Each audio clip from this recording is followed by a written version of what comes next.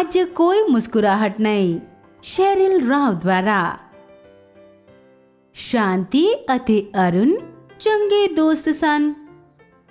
ਉਹ ਮਿਲ ਕੇ ਬਹੁਤ ਮਸਤੀ ਕਰਦੇ। ਉਹ ਜਮਾਤ ਵਿੱਚ ਭੇਤ ਸਾਂਝੇ ਕਰਦੇ। ਘਰ ਪਰਤਦਿਆਂ ਦੌੜ ਲਗਾਉਂਦੇ। ਸ਼ਾਂਤੀ ਹਮੇਸ਼ਾ ਖੁਸ਼ ਰਹਿੰਦੀ ਸੀ। ਇੱਕ ਦਿਨ ਸ਼ਾਂਤੀ ਹੌਲੀ-ਹੌਲੀ ਜਮਾਤ ਵਿੱਚ ਗਈ। ਉਸ ਦਾ ਸਿਰ ਝੁਕਿਆ ਹੋਇਆ ਸੀ। ਉਹ ਉਦਾਸ ਲੱਗ ਰਹੀ ਸੀ। ਕੀ ਕਿਸੇ ਨੇ ਤੈਨੂੰ ਝਿੜਕਿਆ ਹੈ? ਅਰੁਣ ਨੇ ਪੁੱਛਿਆ। ਸ਼ਾਂਤੀ ਨੇ ਨਾ ਵਿੱਚ ਆਪਣਾ ਸਿਰ ਹਿਲਾਇਆ। ਉਹ ਬੈਠ ਗਈ ਅਤੇ ਉੱਪਰ ਨਹੀਂ ਵੇਖ ਰਹੀ ਸੀ। ਸ਼ਾਂਤੀ, ਜਦੋਂ ਮਿਸ ਸੋਨਾ ਨੇ ਉਸ ਦਾ ਨਾਂ ਲਿਆ ਤਾਂ ਉਸਨੇ ਕੋਈ ਉੱਤਰ ਨਹੀਂ ਦਿੱਤਾ। ਦੁਬਾਰਾ ਮਿਸ ਸੋਨਾ ਨੇ ਉਸ ਦਾ ਨਾਮ ਥੋੜਾ ਹੋਰ ਉੱਚੀ ਲਿਆ। ਸ਼ਾਂਤੀ ਕੁਮਾਰੀ। ਸ਼ਾਂਤੀ ਨੇ ਆਪਣਾ ਹੱਥ ਉੱਪਰ ਕੀਤਾ। ਕੀ ਤੇਰਾ ਗਲਾ ਖਰਾਬ ਹੈ?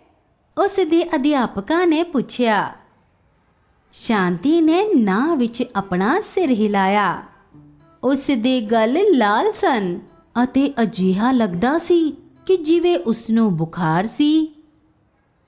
ਕੀ ਤੂੰ ਠੀਕ ਹੈ? ਮਿਸ ਸੋਨਾ ਨੇ ਪੁੱਛਿਆ।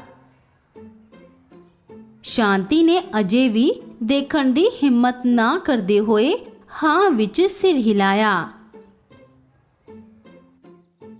ਸ਼ਾਂਤੀ, ਇੰਨੀ ਉਦਾਸ ਕਿਉਂ ਲੱਗ ਰਹੀ ਹੈ? ਕੀ ਤੇਰਾ ਛੋਟਾ ਭਰਾ ਠੀਕ ਹੈ?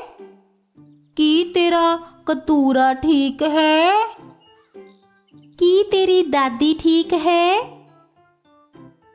ਸ਼ਾਂਤੀ ਆਪਣੇ ਹਰ ਦੋਸਤ ਵੱਲ ਹਾਂ ਵਿੱਚ ਸਿਰ ਹਿਲਾਉਂਦੀ ਰਹੀ। ਉਸ ਨੇ ਉੱਪਰ ਨਹੀਂ ਦੇਖਿਆ।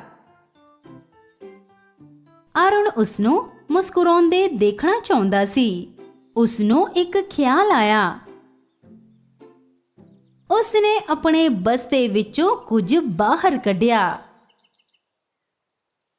ਜਦੋਂ ਉਹ ਸ਼ਾਂਤੀ ਨੂੰ ਦਿਖਾਉਣ ਦੌੜਿਆ ਤਾਂ ਇਹ ਉਸ ਦੇ ਹੱਥੋਂ ਖਿਸਕ ਗਿਆ। ਸ਼ਾਂਤੀ ਨੇ ਆਪਣੇ ਵੱਲ ਕੁਝ ਉੱਡਦਾ ਆਉਂਦਾ ਵੇਖਿਆ ਅਤੇ ਉਸ ਨੇ ਇਸ ਨੂੰ ਫੜ ਲਿਆ। ਇਹ ਇੱਕ ਵੱਡਾ ਹਰਾ ਰਬੜ ਦਾ ਡੱਡੂ ਸੀ। ਸ਼ਾਂਤੀ ਦੀਆਂ ਅੱਖਾਂ ਖੁੱਲ ਗਈਆਂ। ਉਸ ਨੇ ਹੱਸਣ ਲਈ ਆਪਣਾ ਮੂੰਹ ਖੋਲ੍ਹਿਆ। ਉਦੋਂ ਹੀ ਅਰੁਣ ਅਤੇ ਉਸ ਦੇ ਦੋਸਤਾਂ ਨੇ ਦੇਖਿਆ ਕਿ ਸ਼ਾਂਤੀ ਸਾਰਾ ਦਿਨ ਮੁਸਕਰਾ ਜਾਂ ਗੱਲ ਕਿਉਂ ਨਹੀਂ ਕਰ ਰਹੀ ਸੀ। ਉਸ ਦੇ ਅਗਲੇ 4 ਦੰਦ ਗਾਇਬ ਸਨ।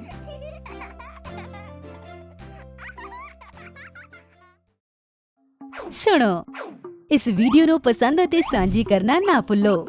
ਕਿਰਪਾ ਕਰਕੇ ਹੇਠਾਂ ਆਪਣੀ ਟਿੱਪਣੀ ਕਰੋ।